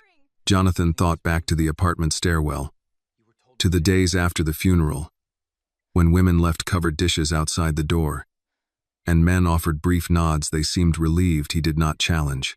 Someone brought a casserole, he said. Another neighbor gave me $20. They were kind after there was nothing left to prevent. Annie pressed her lips together. That's worse somehow. It felt worse. She looked toward the doors leading to her mother's room. Mr. Wallace has known my mother since I was in middle school. She brought him groceries once after his back surgery. Mrs. Landry always asks Mom to bring her packages inside when they get left in the rain. Annie's voice lowered. They know her. They just didn't want her emergency in their car. Jonathan had no answer that would make such a thing understandable. Annie reached into her pocket when her phone vibrated. The charger Jonathan had bought hung from an outlet near her chair. A message notification glowed on the screen. Her face changed as she read it. "What is it?" he asked. She did not answer at first. Then she held the phone toward him. A video had been posted in the Fairmont Ridge neighborhood group. It showed Annie standing under a porch awning during the storm, speaking through a closed door. Her voice was hard to hear over the rain, but her urgency was unmistakable. She was asking for a ride. She was asking someone to help her mother. The caption read, "Young woman causing a disturbance on Willow Bend last night. Be careful answering doors after dark." Jonathan felt heat rise in his chest. Who posted this? I don't know. The name doesn't look familiar. Annie scrolled down with one shaking thumb. People are commenting. Some comments asked whether police had been called. One person wrote that people had to protect their families. Another wondered whether Annie was trying to get into someone's car. Only near the bottom had someone asked the question Jonathan could not stop hearing in his own mind. Did anybody find out whether her mother was okay? Annie locked the phone and lowered it into her lap. They saw me begging for help, and that's what they thought I was doing. Jonathan sat back slowly. Your mother was in a medical emergency. They didn't know that. They could have asked. Annie gave a short, tired laugh. I was telling them. He took his phone from beside him. Send me the video. What are you going to do? I don't know yet. But I do not want anyone pretending later that you were not clear about why you were knocking. Annie studied him before forwarding the post. I don't want people knowing all my mother's business. They will not hear anything from me without your permission. She nodded. A moment later, his phone received the message. He watched only enough to recognize her voice before turning the screen off. The person recording had been standing safely inside, close enough to document a frightened young woman and far enough away to deny her help. His phone rang before he could speak. Daniel Price's name appeared again. Jonathan nearly rejected it, then answered, Daniel, finally. The hospital board is willing to resume discussions tomorrow morning, but I need to know whether you will actually be present. Jonathan looked toward Annie. She was staring at her mother's room, both hands wrapped around her phone. I will let you know. That is not good enough. Where are you? At Fairmont Memorial. Still? Yes, Daniel exhaled. Jonathan, whatever charitable situation you have become involved in, you have people who can manage it. You do not need to sit at a hospital all day. The words were meant as advice. Jonathan heard them as an echo. Her name is Denise Carter, he said. Her daughter's name is Annie. This is not a charitable situation. Then what is it? Jonathan considered the question. Through the monitored care doors, a nurse entered Denise's room and checked the equipment beside her bed. Annie straightened immediately, watching for any sign of alarm. It is something I should have understood a long time ago, he said. Move the meeting to the day after tomorrow. Jonathan, that is my answer. He ended the call and slipped the phone back into his pocket. Annie glanced toward him. You don't have to lose something because people were cruel to me. I am not losing it because of you. Then why are you still here? Jonathan leaned forward, his hands loosely folded. Because when my mother was sick, people decided they had more important things to do. I have spent 33 years telling myself I was different from them. He looked at the phone in Annie's lap. Last night, I almost proved I was not. Annie did not offer comfort. She let him sit with the truth of it. A nurse emerged from Denise's room a few minutes later. Miss Carter, your mother is resting. Her oxygen levels have steadied. We want to continue monitoring her through the night. but this is encouraging. Annie closed her eyes briefly. Thank you. When the nurse walked away, she looked down at the neighborhood post again. Then she deleted the screen from view. I don't want to fight with them tonight, she said. You should not have to. I just want my mother to wake up and come home. Jonathan nodded. Then that is where we keep our attention. She drew a slow breath and settled back into her chair. The video remained on Jonathan's phone, not as a weapon, but as a record of a moment the neighborhood might otherwise explain away. Beyond the monitored care doors, Denise continued to breathe with help, one careful breath after another. For that night, it was the only answer Annie needed. Night settled around the monitored care unit in a way that made time difficult to measure. The overhead lights remained the same, the floor continued to shine, and the nurses still passed through the double doors with their charts and quiet shoes. Only the waiting area changed. Families thinned out. Conversations faded. The coffee in the vending alcove was replaced by fresh coffee that tasted no better than the first pot. Annie sat with her phone turned face down on her knee. She had not looked at the neighborhood post again. Every few minutes, she raised her eyes toward the glass panel in the doors, waiting to see a nurse move too quickly, or hear her mother's room number called overhead. Jonathan returned from the vending machine with a bottle of water and placed it on the chair beside her. You should drink something. She nodded but did not reach for it. Annie, I know. She unscrewed the cap and took a small sip. I'm trying. He sat down again. His sleeves remained rolled up, and without the jacket and tie, he looked less like the man whose house stood above the neighborhood and more like someone who had spent too many hours under hospital lights. Annie glanced at him. Did you ever have anyone after your mother died? The question came without warning. Jonathan looked at the doors before answering. My aunt in Chattanooga took me in for a while. She was a decent woman, but she had 3 children and not much room. I left after high school and worked wherever I could. So you really were alone. For a time. How did you get from that to? She gestured vaguely, as if his wealth could not be named in a hospital hallway without sounding strange. Work. Luck. More work. And a great deal of anger. He gave a short breath that was not quite a laugh. Anger can make a man productive. It cannot make him peaceful. Annie turned the water bottle in her hands. My mother is always telling me not to let hard things make me hard. She is right. Were you hard before last night? Jonathan considered lying, then decided she deserved better. I was good at being unavailable. Annie nodded as if she understood the difference. That can hurt people too. Yes, he said. It can. A nurse stepped through the doors and called her name. Annie rose so fast the bottle tipped over, spilling water across the tile. Is it my mother? She's awake for a few minutes. She's asking for you. Annie looked once at Jonathan, then followed the nurse inside.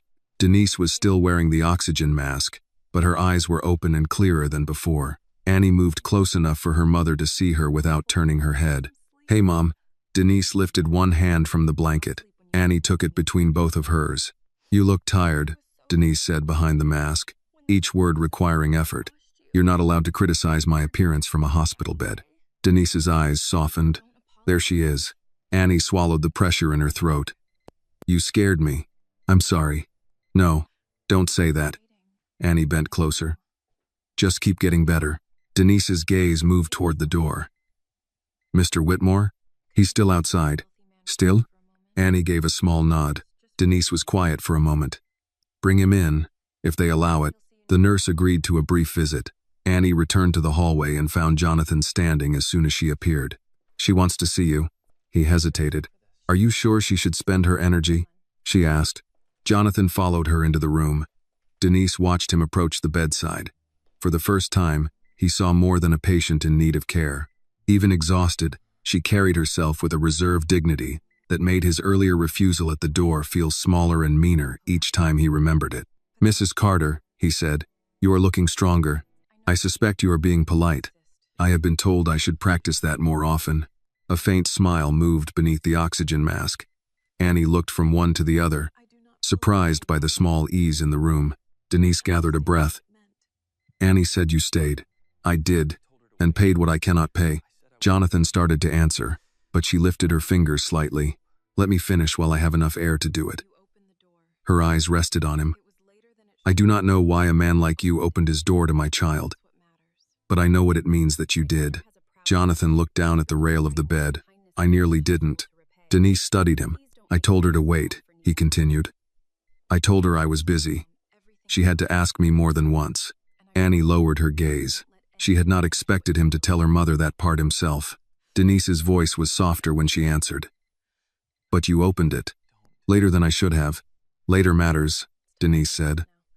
So does not being too late. Jonathan felt the sentence settle in him with a weight he could not immediately bear. He nodded once. Denise closed her eyes briefly, then opened them again. Annie has a proud heart. She gets frightened when kindness feels like something she cannot repay. I noticed. Don't make her feel small for needing help. I won't. Annie squeezed her mother's hand. Mom, you should rest. I will. Denise looked at Jonathan once more. Thank you for bringing my baby back to me. He did not trust his voice for a moment. It was my privilege. The nurse indicated it was time to let Denise sleep. Outside the room, Annie and Jonathan returned to the waiting chairs. Annie sat down slowly. She forgave you pretty quickly, she said. I'm not sure that was forgiveness. What was it? Your mother recognizing that the night could have ended differently, and deciding to be grateful it did not. Annie looked through the doors. She's always been better at that than I am. You are allowed more time.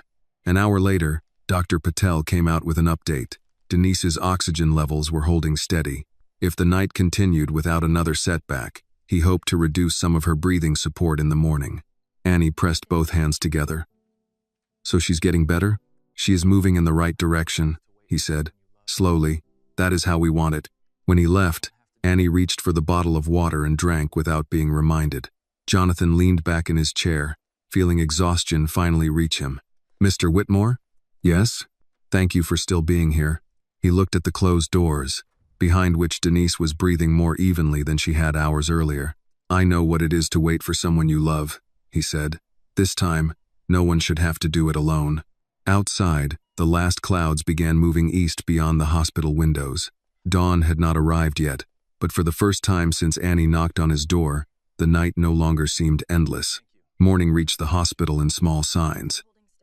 A pale line of light across the floor, fresh carts moving down the hallway, nurses changing shifts in low voices. Annie had dozed for less than an hour with her head against the back of the chair.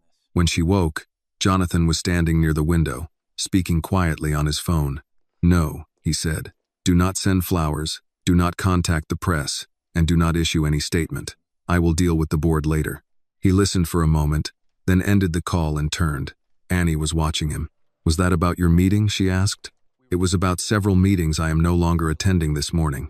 You don't have to keep missing things because of us. Jonathan returned to the chair beside her. Your mother is not an interruption, Annie.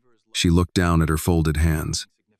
2 days earlier, he had not spoken that way. They both knew it. Still, hearing him say it now made the tightness in her chest ease slightly. Before she could answer, Dr. Patel came through the monitored care doors with a chart in his hand. Annie stood at once. How is she? His expression held the first real softness she had seen since Denise was admitted. Your mother had a good night. Her oxygen level remains stable, her fever is lower, and her blood work is moving in the right direction. Annie did not breathe until he continued. We are going to reduce her breathing support today and watch how she responds. If she continues this way, we can move her back to a regular room later. So she's going to be okay? Dr. Patel smiled gently. She is not finished recovering. Pneumonia takes time, especially after a serious infection. But, yes, Miss Carter, I believe your mother is going to come home. Annie brought both hands to her mouth. A sound escaped her, quiet and broken, before she turned toward Jonathan as though she needed someone else to confirm she had heard correctly. He nodded. She is coming home. Annie covered her face and began to cry. Jonathan did not reach for her immediately. Then she stepped toward him on her own, and he held her with the careful awkwardness of a man who had spent too long believing comfort was something other people knew how to give. Thank you, she whispered against his shirt. Thank you for not leaving. He looked past her toward the doors behind which Denise was resting. Go see your mother. The nurse allowed Annie into the room after the oxygen equipment was adjusted. Denise was awake, her mask replaced by a lighter tube beneath her nose. She looked exhausted, but when Annie approached, her eyes were clear. "You look like you have been crying," Denise said. Annie laughed through the tears still on her cheeks. "Dr. Patel said you're coming home. Then I suppose I had better start behaving myself." Annie took her hand. "You scared me so badly." "I know." Denise squeezed as much as her strength allowed. "I'm sorry I hid how sick I was. You don't get to do that again. I expect you will remind me of that often. Every day." Denise studied her daughter's face. "Did you sleep at all?" "A little." "Did you eat?" "Some." "Some is not an answer." Annie smiled. The questions that once might have irritated her now sounded like proof that her mother was returning to herself. Jonathan remained outside the room until Denise asked for him. When he entered, she lifted a hand from the blanket. "They tell me I am going to survive all the trouble I caused you." He came closer to the bed. "I am glad to hear it. I hear you missed business meetings. Business meetings have a way of multiplying. I expect there will be others." Denise's smile faded into something more serious. "My daughter says you stayed through the worst of it." Jonathan looked toward Annie. "She was the one who stayed.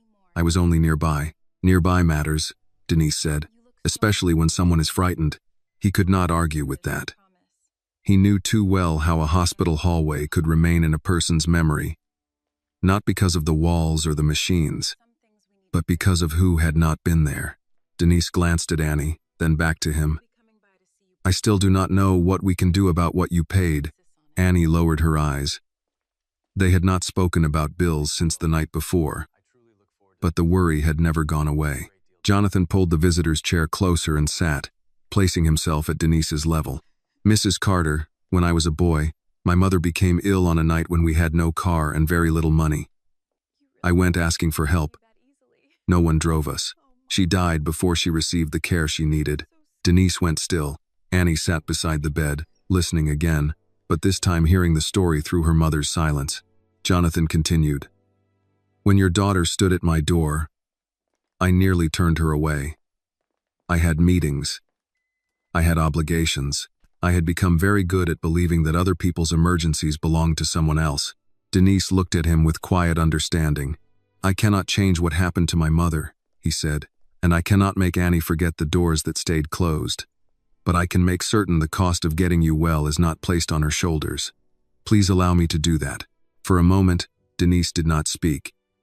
Her eyes filled, and she looked away toward the window, where morning had finally broken through the last of the storm clouds.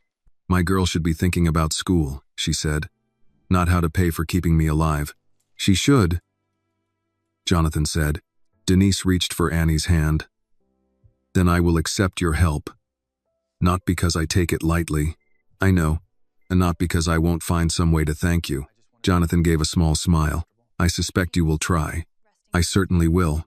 Later that afternoon, Denise was moved from monitored care to a regular hospital room. Annie walked beside the bed, carrying the purse she had guarded since the night of the storm.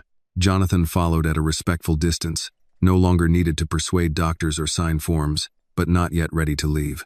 At the new room, a nurse settled Denise near the window. Annie adjusted the blanket and placed the small graduation photograph from her mother's wallet on the bedside table. "There," she said. "Now this looks more like your room." Denise glanced at the photograph. "That was a good day. There are going to be more of them." Jonathan stood in the doorway, hearing the confidence in Annie's voice where terror had been only a day before. As he turned to give them privacy, Denise called after him. "Mr. Whitmore?" He paused. "When I get home, my daughter and I are coming to see you properly." Jonathan looked at Annie, whose expression suggested her mother had already made the decision for both of them. "I will look forward to it," he said. He stepped into the hallway, and for the first time since the knocking began, the hospital no longer felt like a place where he had lost something. Behind him, Denise was alive. Annie was laughing softly at something her mother had said, and a door that had once stayed closed inside him had finally opened far enough to let morning in. Denise remained in the hospital for 4 more days. By the time she was discharged, she could walk slowly from the bed to a wheelchair without losing her breath, though the nurse reminded her that improvement was not permission to return to work too soon. "I heard you the first 3 times, Denise said as Annie helped her into a soft blue cardigan. "Then I'll make it 4, the nurse replied. "Rest. Take your medication. Keep your follow-up appointment. Let your daughter fuss over you." Annie smiled. "That last part is already arranged." Jonathan had offered to arrange a private car, but Denise insisted she would leave the same way she had arrived, with Annie beside her and Jonathan driving. This time there was no rain. Fairmont Ridge looked ordinary under a clear afternoon sky, which made the memory of that night feel harder to understand. People were trimming hedges, carrying groceries inside, checking mail. Cars sat in the same driveways where Annie had seen them while her mother struggled to breathe. When the SUV turned onto Willow Bend, Denise noticed Annie go quiet. "What is it?" she asked. Annie shook her head. "Nothing." Denise looked out the window and saw Mr. Wallace standing beside his pickup truck. He lifted one hand uncertainly, then let it drop when Annie did not respond. Denise understood. "You went to him?" "He was first." Denise leaned back against the seat. Her face did not change, but Jonathan saw her hand close around the strap of her purse. At the bungalow, he carried in the pharmacy bag and the small overnight case. Annie helped her mother settle on the sofa, arranging pillows and setting a glass of water on the side table. "You have done enough, Mr. Whitmore," Denise said. "Go home before my daughter finds another chore for you." Jonathan glanced at Annie. "I suspect she could." "I'm considering it," Annie said. It was a small joke, but it was the first time Jonathan had heard ease in her voice inside that house. He left only after Denise promised to call the hospital if her fever returned or her breathing changed. Before stepping onto the porch, he paused beside the refrigerator. The nursing program brochure was still held under a magnet next to Annie's graduation picture. He did not mention it, not yet. 2 days later, the video appeared again in the neighborhood group. The original post had been deleted, but someone had saved it. This time it was shared with a different message. The young woman in this video was asking for help because her mother could not breathe. Her mother spent days in the hospital. "Before posting warnings about people at our doors, perhaps we should ask what they need." Annie read it while sitting beside Denise at the kitchen table. Her mother was eating toast and taking antibiotics with a cup of tea. "You do not have to look at that," Denise said. "I know. Does it make you feel any better?" Annie watched the comments gather beneath the post. A few people apologized. Some explained that they had been afraid. Others said they had not known how serious it was. "No," she said. "They keep saying they didn't know. I was telling them." Denise reached across the table and covered Annie's hand. "Then perhaps they need to hear it from you when they are no longer hiding behind a door." The opportunity came that Sunday afternoon. Reverend Lewis from New Hope Baptist Church called Denise after hearing what had happened. The church hall, he explained, was holding a neighborhood meeting about emergency support for older residents, people living alone and families without reliable transportation. "I am not asking your daughter to stand up there and reopen a wound," he said. "But if she wants people to understand, they ought to hear her voice, not rumors about her." Annie almost refused. She had no interest in being examined by the same people who had watched her run through the rain. Denise did not pressure her. Jonathan, when Annie called to ask what he thought, was just as careful. "You do not owe anyone your pain," he told her. "But if speaking helps you take back what they tried to turn into shame, I will be there." The church hall was full by the time Annie and Denise arrived. Folding chairs had been set in rows beneath fluorescent lights. A coffee urn stood beside trays of pound cake and store-bought cookies. Mr. Wallace sat near the aisle with both hands folded over his cap. Mrs. Landry occupied a chair farther back, avoiding Denise's eyes. Jonathan entered quietly and sat in the last row. Reverend Lewis spoke first about the need for a phone tree, a list of volunteer drivers, and a better plan for medical emergencies. Then he invited Annie to come forward. She stood at the lectern with both hands against its wooden edge. For a moment, all she could hear was the sound of the storm in her memory and her own fist against closed doors. "My mother is home now," she began. "She is getting stronger. I'm thankful for that." Denise sat in the front row, her eyes fixed on her daughter. "That night, I called for an ambulance. It was delayed. I didn't blame anyone for the storm. I went to my neighbors because I thought someone would drive us until medical help could take over." Annie paused. "I did not ask anyone to fix my whole life. I asked for a ride. My mother needed a hospital, and I needed one person to believe that my fear mattered." No one shifted in their chair. "I know it was late. I know people get afraid, but I was standing in the rain telling you my mother was sick, and some of you looked at me like I was the danger." Her voice tightened, but she continued. "That is what I cannot forget. Not that we didn't have a car, not that we needed help, that I had to prove I was worthy of help while my mother was lying at home unable to breathe. Mrs. Landry began to cry quietly. Mr. Wallace bowed his head. Annie did not seek their tears. She looked toward the back row, where Jonathan sat with his hands resting on his knees. He did not smile or nod. He simply listened, giving her the attention she should have received that first night. Reverend Lewis returned to the lectern after Annie sat down. The meeting changed after that. People no longer talked in vague phrases about safety and responsibility. 3 neighbors volunteered to be emergency drivers. A retired nurse offered to coordinate wellness checks for residents living alone. The church secretary began collecting phone numbers before anyone left the room. Mr. Wallace approached Denise and Annie near the exit. "I have been trying to think of something to say that would make what I did less wrong," he said, twisting his cap in his hands. "There isn't anything." Annie did not rescue him from the silence. He looked at Denise. "I'm sorry," Denise answered quietly. "Then be ready the next time somebody knocks." Outside, Jonathan waited near his car.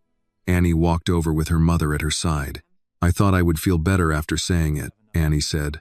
Jonathan opened the passenger door for Denise. "Maybe feeling better comes later." "Then what was today for?" Denise answered before he could. "Today was for making certain they heard you."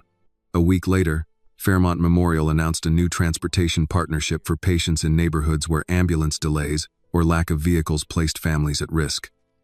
The announcement did not mention Jonathan Whitmore.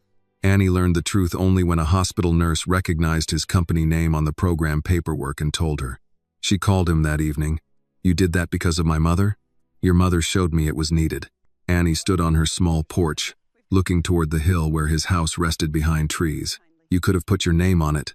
"I already have enough things with my name on them." For a moment, neither spoke. Then Annie said, "Thank you." Jonathan looked through the window of his quiet study toward the lights below. "No," he said. "Thank you for knocking long enough for me to hear you." 3 weeks after the meeting at New Hope Baptist Church, Denise stood in the kitchen wearing an apron over her best Sunday dress and told Annie to stop opening the oven door. "You let the heat out every time you do that." "I'm checking it." "You have checked it 6 times. I just don't want it to burn." Denise smiled as she folded a clean dish towel over the counter. "Baby, I have been making peach cobbler since before you were tall enough to see over this stove. It will be fine." She was stronger now. She still tired quickly and kept her medication arranged in a plastic case. Annie checked each morning, but her cough had eased, and she could cross the room without stopping to catch her breath. The doctor had not cleared her to return to work, which worried Denise more than she admitted. Annie knew because she had seen her mother studying the rent notice when she thought Annie was in the shower. On the table sat a white envelope. Inside was money Denise had put aside from the small emergency fund she had kept in a coffee tin above the refrigerator. Annie had argued when she saw it.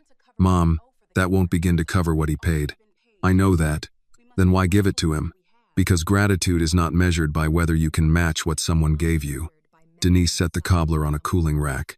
"Mr. Whitmore helped us when he could have gone back upstairs and forgotten our names. I need to look him in the eye and tell him what that meant." Annie could not argue with that. She slipped her handwritten card beneath the envelope and covered the warm cobbler with foil. Later that afternoon, Jonathan opened his front door to find Denise Carter standing on the porch in a cream-colored coat, with Annie beside her holding a baking dish in both hands. For a moment, he simply looked at Denise. The last time he had seen her standing, she had needed Annie's arm and a nurse beside her. "You look well," he said. "I am getting there." Denise glanced at Annie. "My daughter does not let me forget a pill or a doctor's appointment. Somebody has to make sure she follows instructions," Annie said. Jonathan smiled. "Come in." Annie stepped across the threshold with a strange awareness of the first time she had stood there. On that night, the house had seemed distant, almost unreachable. Every lit window proof of a life far beyond hers. Today, the same entry hall held the afternoon sun, a vase of fresh flowers on the side table, and the quiet sound of Jonathan asking whether Denise preferred tea or coffee. "Tea would be lovely," Denise said. "But first, this is for you." Annie placed the cobbler on the kitchen island. Jonathan lifted one edge of the foil, and the scent of peaches, cinnamon, and baked crust rose between them. "I am told this is worth returning home for," he said. "It is my best one," Denise replied. "So I expect an honest opinion. I would not dare give anything else." They sat in the small breakfast room rather than the formal dining room. Jonathan brought iced tea for Denise and Annie and coffee for himself. Annie noticed there were no papers or phones on the table, nothing waiting to pull him away. Denise reached into her handbag and took out the envelope. "Mr. Whitmore, there is something I need you to accept." Jonathan saw the shape of the bills inside before she placed it in front of him. "Mrs. Carter, please let me speak." Her tone was gentle, but Annie recognized that no one would interrupt her now. "I know this does not pay what I owe. It cannot. But I raised my daughter to understand that when someone gives you help, you do not take it as though it costs them nothing." Jonathan rested one hand near the envelope but did not touch it. "You do not owe me hospital bills. I owe you my life." "No, ma'am." His voice was quiet. "I did not loan you your life. I helped a mother get to a hospital." Denise looked at him for a long moment. "You make that sound simple." "It should have been simple." The room grew still. Annie lowered her gaze to her glass, knowing he was thinking again of the closed doors, both the ones her mother had nearly died behind and the ones from his own childhood. Jonathan pushed the envelope gently back toward Denise. "I cannot take this." "Then tell me how to thank you." He looked at Annie. "Your daughter already did." Annie frowned slightly. "I don't understand. When you came to my door, I was about to send you away." He spoke without trying to soften the truth. "I had spent years becoming the kind of man who could solve large problems and overlook the person standing directly in front of him. You gave me the chance to open the door I needed someone to open for me when I was your age." Denise reached for Annie's hand. Jonathan continued, "I will always wish I had answered sooner, but I am grateful you kept knocking." Annie swallowed and slid her card across the table instead. "Then you have to take this." He opened it carefully. Her handwriting was neat. The letters slightly crowded near the bottom of the page. "Mr. Whitmore, you got my mother to the hospital, but what I will remember most is that you stayed when I was afraid. I hope one day I can help somebody the way you helped us. Thank you for giving me more time with her. Annie Carter." Jonathan read it a second time before folding it along the original crease. "This," he said, "I will keep." Denise smiled, then glanced at Annie. "Tell him your news." Annie shifted in her chair. "It's not final yet. You received an acceptance letter." "That sounds final enough." Jonathan looked from one to the other. "I got into the practical nursing program at Fairmont Community College," Annie said.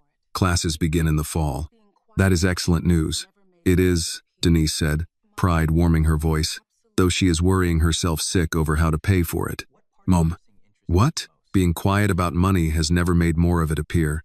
Jonathan did not make an offer. He congratulated Annie, asked what part of nursing interested her most, and listened when she said she wanted to work in emergency care someday. 2 days later, Annie found a large envelope in the mailbox. Fairmont Memorial, in partnership with Fairmont Community College, had established a new scholarship for nursing students from working families. Her admission record had qualified her for its first award, tuition, books, and clinical fees fully covered. At the top of the letter was the scholarship's name, the Evelyn Whitmore Compassion Scholarship. Annie stood on the porch until Denise came outside and read the letter over her shoulder. Neither needed to ask who Evelyn had been. That evening, Annie called Jonathan. "You said you wouldn't take our money," she said when he answered. "You never said you were going to pay for my school." "I am not paying for a favor," he replied. "The scholarship will continue after you graduate." "Why name it after your mother?" He was quiet before answering. "Because she should have left something behind besides the night I lost her." Annie pressed the letter against her chest. "I'll make her proud," she said. Jonathan looked at her card, now framed on the shelf beside his desk. "When someone is frightened and alone," he said, "be the person who walks toward them. That will be enough." 1 year later, rain returned to Fairmont Ridge, softer than the storm that had carried Annie Carter up the hill, but steady enough to leave the sidewalks shining beneath the street lamps. Jonathan Whitmore sat in his study with his reading glasses low on his nose and a letter open on the desk.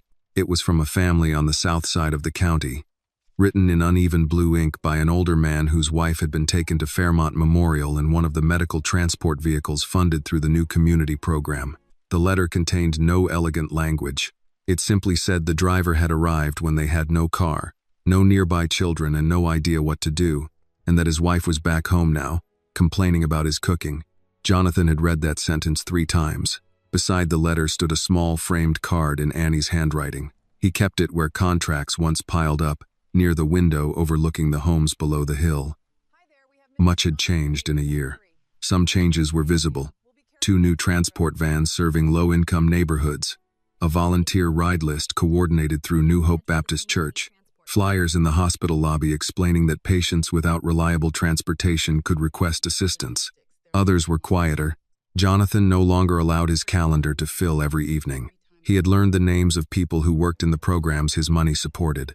Once a month, he sat in a conference room at Fairmont Memorial and listened instead of beginning the meeting with numbers. His phone rang on the desk. Daniel Price's name appeared on the screen. Jonathan answered. "You are not still at the office, are you?" Daniel asked. "I'm at home." "Good. That is progress." Jonathan leaned back in his chair. Daniel had eventually recovered the hospital transaction Jonathan abandoned during Denise's emergency. The negotiation had closed months later, at slightly less favorable terms, which Daniel still mentioned whenever he wanted to remind Jonathan that compassion had a cost. "I assume you didn't call to congratulate me on leaving work before midnight. Actually, I called to tell you the scholarship committee selected 4 students for next year. Your office requested the notice." Jonathan glanced toward Annie's card. 4? 4. The program is growing faster than expected. That is good news. It is. I still think you could have put your own name on it. Jonathan smiled. Then you still haven't understood it. After they ended the call, he left the study and walked into the kitchen. The house no longer felt as polished as it once had. There were mugs in more than one cabinet now because Denise had complained that his coffee cups were too small. A foil-covered dish sat in the refrigerator from her last visit, though only 2 portions of peach cobbler remained. Margaret had retired from full-time work several months earlier, but she still came by for Sunday supper when she pleased and still told Jonathan when his coffee was too strong. On the refrigerator door was a photograph taken outside New Hope Baptist Church in the spring. Denise stood in the center, healthier than she had looked in years, wearing a light blue dress and holding a plate from a church luncheon. Annie stood beside her in navy scrubs, a stethoscope looped around her neck, laughing at something outside the frame. Jonathan had been standing a few feet away when the picture was taken. At the last second, Denise had waved him over and insisted he belonged in it. He had not known how much that would mean until the photograph was placed in his hand. A knock sounded at the front door. Jonathan paused. It was not a desperate pounding.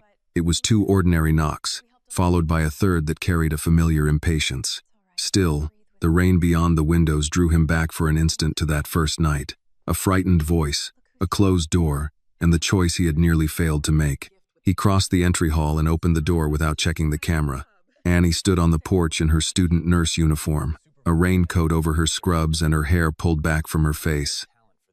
Denise stood beside her holding a covered baking dish against her chest.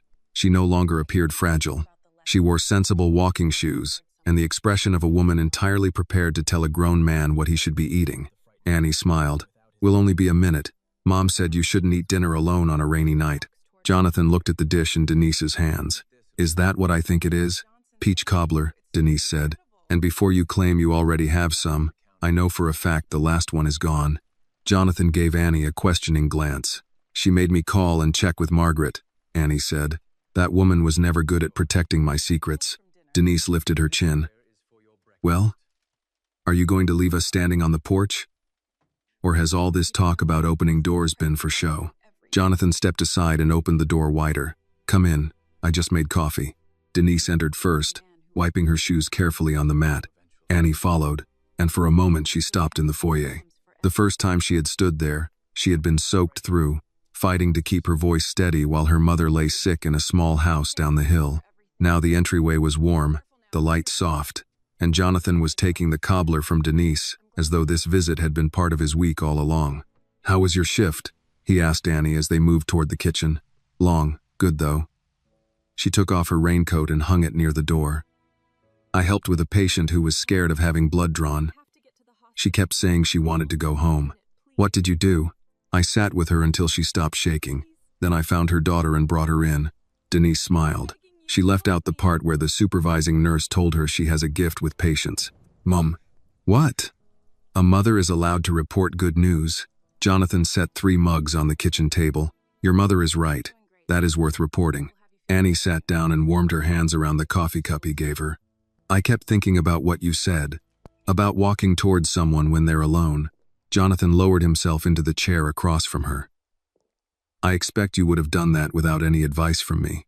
Maybe, Annie said, but now I know what it feels like when someone does it for you. Denise cut generous portions of cobbler and placed one in front of Jonathan. Outside, the rain continued, tracing quiet lines down the kitchen windows. No one rushed to fill the conversation. There was coffee, warm peaches, the clink of forks against plates, and the comfort of people who no longer needed a reason to visit.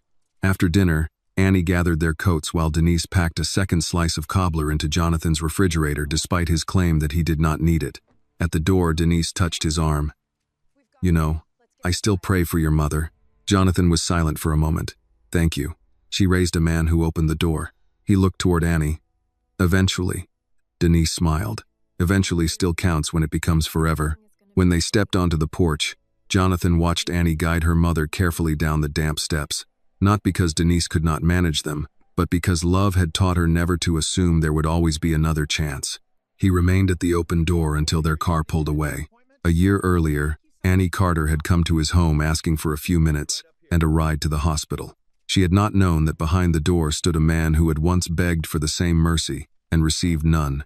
Jonathan could never go back and save his mother. He could never erase the doors that had closed on Annie before she reached his. But one door had opened. Denise had come home. Annie was learning to care for people in the moments when fear made them feel smallest. Other families now had a ride when waiting could cost them everything.